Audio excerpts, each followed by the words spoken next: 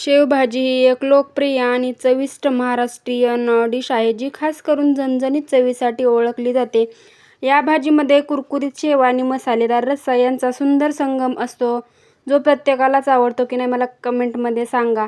तर इथे मस्त अशी आपली कोल्हापुरी झणझणीत शेवभाजी तयार झालेली आहे. तर चला मग आपण रेसिपीला सुरू करूया. तर इथे पहा मी 2 कांदे आधी गॅसवरती भाजून घेतलेले आहे आणि मग लगेच तव्यावरती देखील तेल टाकून थोडेसे फ्राय करणार आहे. म्हणजे आपल्या कांद्यांचा कच्चापणा जो असतो ना, तो जाईपर्यंत मस्त असा परतवून घ्यायचा आहे. आणि आता लगेच मी इथे एक टोमॅटो देखील कापून मस्त आता भाजून घेणार आहे, त्याचा कच्चापणा जाईन इथपर्यंत. ही जी भाजी आहे ना, एकदम म्हणजे झणझणीत आणि एकदम मसाल्यांचा सुंदर सुवास किंवा सुगंध येतो आणि खायला देखील एकच नंबर या भाजीची चव असते बघा. तर मी अश्विनी, कुक बाय अश्विनी या यूट्यूब चॅनलमध्ये तुम्हा सर्वांचे खूप खूप मनापासून स्वागत करते. तरी ते पहा मस्त टोमॅटो देखील मस्त असा फ्राय झालेला आहे आपला. आता लगेच थोडंसं एक म्हणजे हे घेतलेलं आहे खोबरा देखील मस्त असं भाजून घ्यायचं आहे. आणि त्याच्यामध्येच मी एक बेडगी मिरची देखील भाजून घेणार आहे आणि थोडेसे धने देखील भाजून घेणार आहे. इथे पहा आता धने आणि आपले खोबरा देखील मस्त भाजून झालेला आहे आणि सर्व वाटण दाखवत आहे तुम्हाला काय काय आहे. टोमॅटो, कांदा, जिरी, कोथिंबीर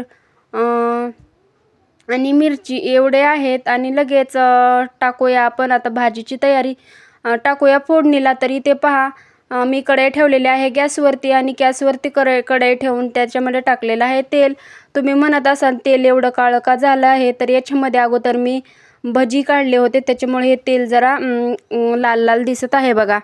आणि लगेच आपण जो मसाला वाटून घेतलेला आहे, पाणी टाकून जो मसाला वाटून घेतलेला आहे तो याच्यामध्ये घ्यायचा आहे टाकून.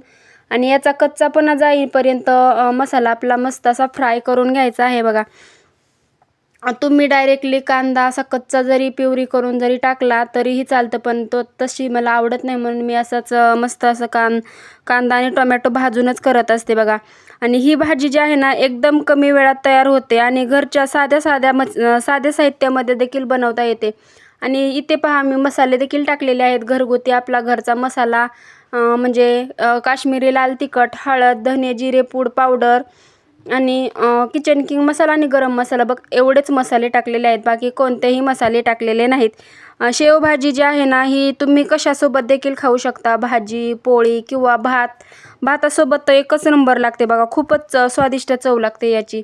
आणि पूर्ण मसाले परतल्यानंतर थोडंसं जे मिक्सरच्या भांड्याला जे वाटण राहिलं होतं ना, त्याच्यामध्येच थोडंसं पाणी टाकून त्याच्यामध्ये लगेच मसाला शिजवून घेतलेला आहे पहा.